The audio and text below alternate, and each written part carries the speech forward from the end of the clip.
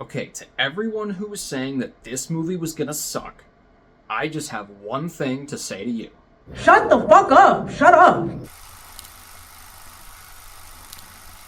Welcome back to the channel, guys. Today our movie in the middle is Hurry Up Tomorrow.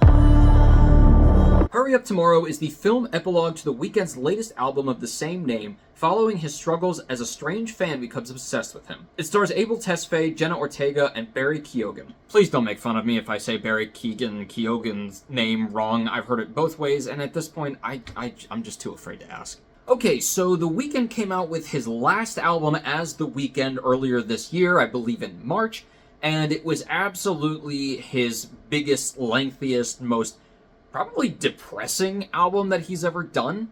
It was a pretty crazy one. I sat down and I listened to the whole thing as kind of a whole night event, and then I heard that he was making a movie based off of it, and I was like, what does that even mean? And I was assuming, okay, it's kind of like a Purple Rain situation. Then I saw the trailer and I was like, you know what, this looks really interesting. I don't know if it's gonna be good. I can't really tell, but it definitely looks intriguing, and I really wanted to see what this was about. Now, when it comes to The Weeknd's music, I'm a big fan. The Weeknd has been one of my favorite artists for a while, although I did listen finally to the entire discography because I really had only listened to a portion of everything that he had done.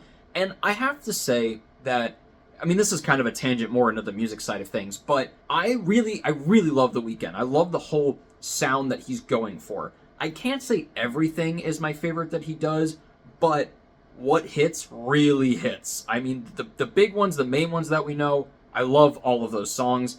After Hours and Starboy specifically, I love those albums. And I've found that most of the time, except for some of those songs, most of the time that you're listening to The Weeknd, it's more of a sit down and vibe with it. Yes, there's still a lot of material in there, but a lot of times it's just kind of sitting with it, you know? And I wondered if this movie was going to be sort of the same thing, but then it looked like it was going to be really intense and really crazy. You know, I do know that he also did The Idol, so let me catch you looking at her again.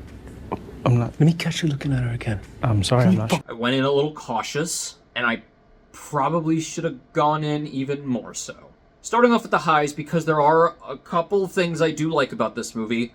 Specifically, Barry Keoghan's character. I actually really liked him. Because yes, he's playing the sort of stereotypical manager, but I just liked a lot of the dialogue that he has and the relationship that he has with The Weeknd, and him kind of playing that weird line of, I'm not really sure if he's empathizing with The Weeknd because he actually cares about him and he's trying to give him all this motivation and hype him up because he's his friend, or because he just wants to get paid and he has to do his job and it's more of the business side of things. And I'm kind of on the side that it's probably a little bit of both. But there's a lot of scenes, pretty much every scene in this movie that Barry's in, really good. He does a great job with basically what he was given to work with. Obviously, the soundtrack is going to be pretty great.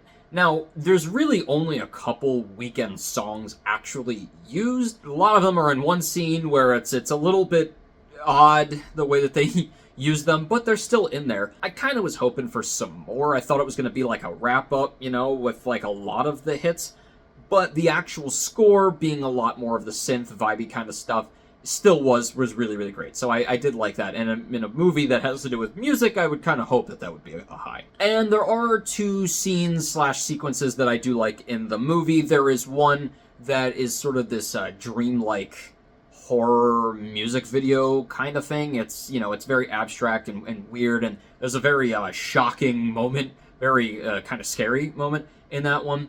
And then the other one, well, I'll just say this. It's not really a good sign when one of the best scenes, if not the best scene, at least for me personally, of the movie is the one that you have 3 characters, 2 of them are in it, and one of them isn't even The Weeknd. And for me, that was the most interesting scene of the movie, just because you had those 2 bigger stars in there, and they were kind of had an interesting dynamic going on. And again, there's kind of a shocking moment that comes out of that as well. For my middles, I thought Jenna Ortega was fine. I mean, you know, it's Jenna Ortega. She's gonna pretty much do at least an okay, if not good or great job with whatever she's given. Problem here is that she's not really given a whole lot.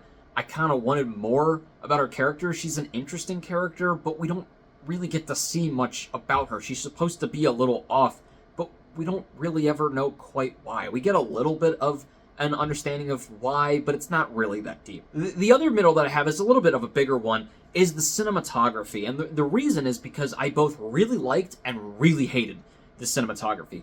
There are some shots that, in and of themselves, stand alone out of context, are great. The composition is great, they seem to mean a lot, they just look good, there's a lot of great motion, and there's a lot of great tools used, I guess. At the same time, there's a lot of tools used, and there's a lot of stuff that just feels like, are you doing this for a purpose, or are you just showing off? There's so many shots that, yes, they look good, but after a while, it's like, I don't even know why you're doing this. It just feels like, kind of like an advanced student film where they finally have access to a lot of toys and can kind of have the freedom to do whatever they want, so they do all the big stuff at once. And it's like, it doesn't really serve a purpose. Not to mention, Trey Edward Shults really likes to spin the camera, and if he did it one more time in the first 15 minutes of the movie, I was going to throw up. Okay, on to the lows. This is... What? This is boring. Delete. Not much happens in this movie. There is so much time taken to get to every point, and there's not even that many points, and it feels like scenes just keep circling and circling. I didn't even know what this movie was really about until about 50 minutes in. It's an hour and 45 minutes. Now, I will admit this. Again, when I talk about the Weeknd music and the Weeknd albums, a lot of it is just sitting there and vibing with it, not really, sometimes really super paying attention. So if you are in a specific mindset, in a specific state, probably not sober, you're probably gonna vibe with this movie a little more, because that's kind of what a lot of it is. I just find that there's a lot more vibey movies out there that are just better. There's a lot more out there that you can at least still get something more out of. And this is for a couple reasons. Firstly, The Weeknd's acting is not that good. We already knew that because it went viral. Sometimes he's okay, but most of those scenes are where he's not actually saying anything. So, like, yeah, looking-wise, he was okay. But for most of the time, he had to have other better actors say stuff about his character for him in the scenes. You remember Don't Worry, Darling? When that scene came out, that thing went viral with Harry Styles, and like that one scene where everybody's like, oh my god, his acting is so bad, and then it actually turned out that he was pretty decent in the movie. Yeah, it doesn't look so bad now, does it? But worse is that, yes, this movie is about The Weeknd, so it's going to be about his struggles and all the things that he's going through, I know. But it's so self-important, without any sense of an actual message, that there's really nothing to be left with after but the remains of some woe-is-me ego trip. Like, I get what the movie is trying to do, but that's only because it serves us the most basic themes, scenes, and emotions. And even then, the ones that it does set up and the arcs that it sets up for his character, they don't even really get resolved. As soon as you get to a point where it starts to get interesting, or you start to get to that point where it might actually go somewhere, the movie ends. I get what the movie's trying to do. You know, it's about this artist, and he's struggling because of things that he's done, and no one really gets him or sees him as a human being. They just kind of butter him up as this big god, this legend, and then suddenly, one day, a girl comes along, and she understands him, and she gets his lyrics, and it feels like he's playing to her, and she gets him. I get it. It's just not that well executed. He just comes off like this whiny, self-centered, and if I'm being quite honest, really lame person. And unfortunately, that's how this whole movie feels. It just feels whiny and self-indulgent, over-dramatic. The amount of single tears I saw was too much. We love a good single tear, but there were just too many in this one. Honestly, what it reminded me of is, you know, in movies and stories, there are certain beats. There's like, 12 to 15 specific beats that you have to hit in a general story going by story structure. Two of these are called All Is Lost and Dark Night of the Soul. That is the point in the movie or the story where everything seems like it's over for the characters. This is right before the final battle or climax, and it's like, what are we gonna do? And you have a moment of like everything goes to shit, and then you kind of reflect and you're sad for a little bit, and then you're gonna come out stronger.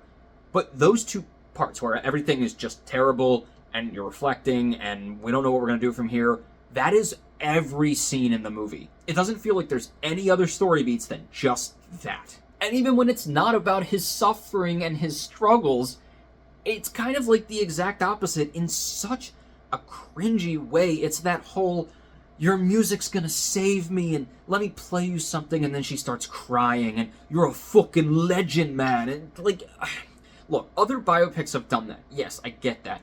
But a lot of them at least do it in a way that makes sense for the story. This just feels like it was written just to pump him up and make him feel better about himself. And lastly, and again, just the technical stuff, aside from the spinning camera and the shaky cam and everything that just made me feel like I just needed to throw up, and all of the cuts that were some weird cuts, there's also this thing where a lot of times it feels like there's really awkward moments of characters kind of looking at each other and making sounds and everything, but not actually saying anything, almost as if there was supposed to be dialogue, and they all just forgot it, and they just kept going, and then just left it in the movie. Like, everything about this movie was just boring and slow and weird. So hurry up tomorrow. I can't say I loved it. This epilogue to the album ends up being a very thin commentary on his whole discography up to this point, and honestly, it could have been a really good exclamation point in an already good, albeit lengthy album. But it just comes up feeling very empty and aggravating, and either should have been a short film or just should have said more. And it sucks, because I really want to see The Weeknd as this cool, mysterious, vibey kind of artist, and I still love a lot of his music, but I can't help but feel, after this and Idol, which I didn't actually see, I'll admit, but I've seen a lot of scenes from it, I don't know, I can't help but feel that he seems kind of a little bit lamer now. Maybe that's just me, but I don't know. I still love a lot of his music. I still want to go to one of his concerts. If he just sticks to music as Abel Tesfaye and makes more of that, then great. But I think he should just stop making movies. I'm gonna give Hurry Up Tomorrow a 1 out of 4. That is one of the lowest scores I've given in a while, aside from Emilia Perez. I will have to say, I would still choose to watch this over Emilia Perez, though, so whatever that says. Well, guys, let me know what you thought of Hurry Up Tomorrow in the comments below. Do you still like The Weeknd's music, aside from this? And what's your favorite song, and what's your favorite album? Because let's talk about something at least good, when it comes to The Weeknd. And as always, keep your hopes high, your stress low, and movies right in the middle. I'll see you guys later.